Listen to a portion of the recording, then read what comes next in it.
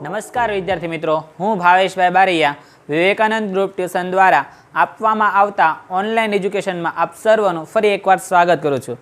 જે આપણે ધોરણ 10 વિષય વિજ્ઞાન પ્રકરણ નંબર 6 જૈવિક ક્રિયાઓની અંદર જે મહત્વનો પ્રશ્ન, જે ખૂબ જ બોર્ડની પરીક્ષામાં પૂછાતો એવો પ્રશ્ન, એનું નામ છે આપણો પંપ.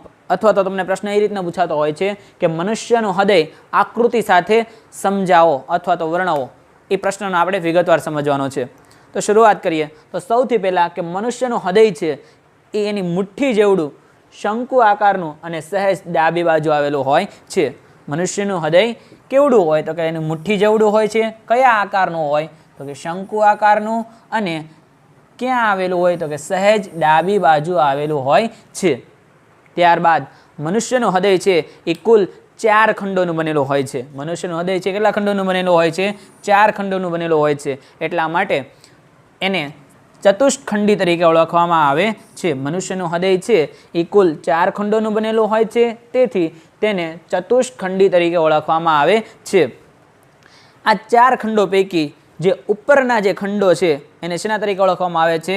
કર્ણકો તરીકે ઓળખવામાં આવે છે. જે મનુષ્યનું હૃદય કુલ 4 ખંડોનું બનેલું છે, એ 4 ખંડોમાં જે ઉપરના જે ખંડો છે એને કર્ણકો કહે છે. એમાં એક ડાબું કર્ણક અને એક જમણું કર્ણક આવેલું હોય છે. ત્યાર પછી જે નીચેના ખંડો છે, એ નીચેના ખંડો છે એ બે નીચેના ખંડોને ક્ષેપકો તરીકે ઓળખવામાં આવે છે. નીચેના ખંડો છે ને શેના તરીકે ઓળખવામાં આવે છે?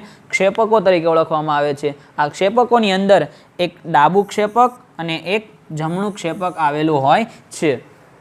ત્યારબાદ મનુષ્યના હૃદયની અંદર કુલ 2 વાલ્વ આવેલા હોય છે. મનુષ્યના હૃદયની અંદર કુલ કેટલા વાલ્વ આવેલા હોય એવો પ્રશ્ન પૂછાય તો એની અંદર કુલ કેટલા વાલ્વ આવેલા હોય છે? 2 વાલ્વ આવેલા હોય છે. એની અંદર જે ડાબું કર્ણક અને ડાબા ક્ષેપકની વચ્ચે દ્વિદલ વાલ્વ આવેલો હોય છે. યાદ રાખવાનું દ ઉપલી કે ડાબું કર્ણક અને ડાબા ક્ષેપકની વચ્ચે કયો વાલ્વ આવેલો હોય છે? એની વચ્ચે તો કે દ્વિદલ વાલ્વ આવેલો હોય છે. કયો વાલ્વ આવેલો હોય છે? દ્વિદલ વાલ્વ. અને જમણું કર્ણક અને જમણા ક્ષેપકની વચ્ચે ત્રિદલ વાલ્વ. તો જમણા કર્ણક અને જમણા ક્ષેપકની વચ્ચે કયો વાલ્વ આવેલો હોય છે? ત્રિદલ વાલ્વ આવેલો હોય છે. એટલા મુદ્દા લખો અને સાથે બાજુમાં દર્શાવેલી આકૃતિ એટલું તમે વર્ણન કરો તો તમને પૂરામાંથી પૂરા માર્ક્સ આપે છે. ફરી એકવાર આનો પ્રશ્ન આપણે જોઈએ કે મનુષ્યનું હૃદય છે એ મુઠ્ઠી જેવડું શંકુ આકારનું અને સહેજ ડાબી બાજુ આવેલું હોય છે. મનુષ્યનું હૃદય છે એ કુલ 4 ખંડોનું બનેલું હોય છે. કેટલા ખંડોનું બનેલું હોય છે? 4 ખંડોનું. ઘણીવાર તમને પ્રશ્ન પૂછાતા હોય, મેં અહીં દર્શાવેલું છે તમને કે ઉભયજીવીઓ હોય અથવા તો સરીસૃપ પ્રાણીઓ છે તો એનું હૃદય છે એ કુલ 3 ખંડોનું બનેલું છે. એટલા માટે તે ત્રિખંડી હૃદય ધરાવે છે. તો તમને ઘણીવાર પ્રશ્ન પૂછાતો હોય કે ત્રિખંડી હૃદય કોણ દર્શાવે છે, કોણ ધરાવે છે? તો ઉભયજીવીઓ અને સરીસૃપ પ્રાણીઓ. ત્યારબાદ માછલી કે જે જળચર પ્રાણી છે એનું હૃદય છે એ 2 ખંડોનું બનેલું છે. એટલા માટે તેને દ્વિખંડીય હૃદય તરીકે ઓળખવામાં આવે છે. આ માછલીનું જે હૃદય છે એ માછલી છે જ્યારે એક ચક્રની અંદર હૃદયની અંદર એકવાર જે રુધિર છે એ ઠાલવતું હોય છે. જ્યારે આપણે પૃષ્ઠવંશીઓની વાત કરીએ તો પૃષ્ઠવંશી પ્રાણીઓ છે એ એક ચક્રની અંદર હૃદયની અંદર 2 વાર રુધિર અંદર ઠાલવે છે. એટલા માટે તેને બેવડું પરિવહન તરીકે પણ ઓળખવામાં આવે છે. આ જે રુધિરની આપણે જે વાત કરી છે તો એ રુધિર દાબ એટલે કે રુધિરનું દબાણ માપવા માટે કયા સાધનનો ઉપયોગ થાય છે એવો તમને ટૂંકો પ્રશ્ન પૂછાતો હોય છે. તો રુધિર દાબ અથવા તો રુધિર દબાણ માપવા માટે સ્ફિગ્નોમેનોમીટર નામનું સાધન વપરાય છે. તો આ જ આપણો પંપ અથવા તો મનુષ્યનું હૃદય છે એ વ્યવસ્થિત રીતે તમે કરી નાખજો. વિદ્યાર્થી મિત્રો, હૃદય વિશે આપણે અભ્યાસ કર્યો તો ત્યારબાદ તમને ઘણીવાર એવો પ્રશ્ન પૂછાતો હોય છે કે રુધિરનું શુદ્ધિકરણ કઈ જગ્યાએ થાય છે? તો ભૂલથી હૃદય એવો જવાબ લખવાનો નહીં. એનો સાચો જવાબ આવશે ફેફસાની અંદર. કઈ જગ્યાએ આવશે? ફેફસાની અંદર. ત્યાર પછીનો આપણે પ્રશ્ન જોઈએ હવે કે રુધિર વાહિનીઓ એટલે શું? તેના પ્રકાર જણાવી અને ધમની અને શિરા વચ્ચેનો તફાવત લખો. મહત્વનો પ્રશ્ન છે, આઈએમપી પ્રશ્ન છે કે ધમની અને શિરા વચ્ચેનો તફાવત લખો. તો સૌથી પહેલા રુધિર વાહિનીઓ કોને કહેવાય? રુધિર વાહિની છે એ કોને કહેવાય? તો કે જે રુધિરનું વહન કરે છે એ નળીઓ છે, એ નળીઓને શું કહેવામાં આવે છે? રુધિર વાહિનીઓ કહે છે. રુધિરનું વહન કરતી જે નળીઓ છે એને શું કહેવામાં આવે છે? રુધિર વાહિનીઓ કહે છે. આ રુધિર વાહિની છે એના મુખ્યત્વે કેટલા પ્રકાર છે? તો એના મુખ્યત્વે 2 પ્રકાર છે.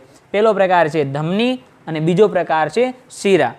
ત્યાર પછી તમને એવો પ્રશ્ન પૂછાય કે ધમની અને શિરા વચ્ચેનો તફાવત, તો એનો જવાબ હવે અહીંથી શરૂઆત થાય છે કે ધમની અને શિરા વચ્ચેનો તફાવત તમારે તફાવત સ્વરૂપે લખી નાખવાનું કે તમે જે કોષ્ટક બનાવો એ કોષ્ટક બનાવવાનું. એક બાજુ લખવાનું ધમની અને બીજી બાજુ શિરા.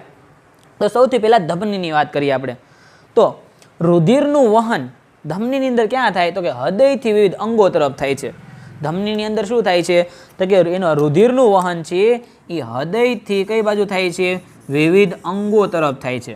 જ્યારે શિરાની અંદર આપણે વાત કરીએ તો એમાં રુધિરનું વહન કઈ રીતે થાય છે? તો કે વિવિધ અંગો હોય એમાંથી રુધિર છે એ કઈ બાજુ આવતું હોય છે? હૃદય તરફ આવતું હોય છે. આની અંદર હોય આપણને ખબર છે કે વિવિધ અંગોની અંદર કેવું રુધિર હોય? તો કે વિવિધ અંગોની અંદર કાર્બન ડાયોક્સાઇડ યુક્ત રુધિર હોય છે.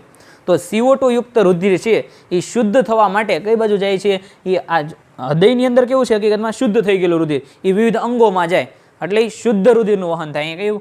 O2 યુક્ત, O2 યુક્ત એટલે ઓક્સિજન યુક્ત રુધિર નું વહન થાય. અને અહીંયા કયું આવશે? તો એની અંદર શિરાની અંદર આવશે CO2 યુક્ત. CO2 એનો મતલબ થાય કાર્બન ડાયોક્સાઇડ યુક્ત રુધિરનું વહન થાય. આપણે બીજી રીતે કેવું હોય તો ધમનીની અંદર શુદ્ધ રુધિરનું વહન થાય છે, જ્યારે શિરાની અંદર અશુદ્ધ રુધિરનું વહન થાય છે.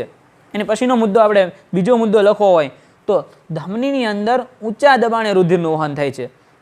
કઈ રીતે આવે છે? ધમનીની અંદર એની અંદર ઊંચા દબાણે રુધિરનું વહન થાય છે, જ્યારે શિરાની અંદર નીચા દબાણે રુધિરનું વહન થાય છે. ધમનીની જો આપણે વાત કરીએ એનો ત્રીજો મુદ્દો જોઈએ તો કે ધમનીની જે દિવાલ છે એ જાડી અને સ્થિતિસ્થાપક હોય છે. ધમનીની દિવાલ કેવી હોય છે? જાડી અને સ્થિતિસ્થાપક. યાદ રાખવાનું કે ધમનીની દિવાલ કેવી હોય છે? કે ધમનીની દિવાલ જાડી અને સ્થિતિસ્થાપક હોય છે, જ્યારે શિરાની દિવાલ કેવી હોય છે? તો એની દિવાલ પાતળી અને સ્થિતિસ્થાપક હોય છે. મેન કયું યાદ રાખવાનું છે? એક તો જાડી દિવાલ છે એ કોની હોય છે? ધમનીની. અને પાતળી દિવાલ હોય એ કોની હોય છે? શિરાની હોય છે. તો મહત્વના મુખ્ય 3 મુદ્દા લખો તો એ તમને આરામથી 2 માર્ક્સ આપે છે.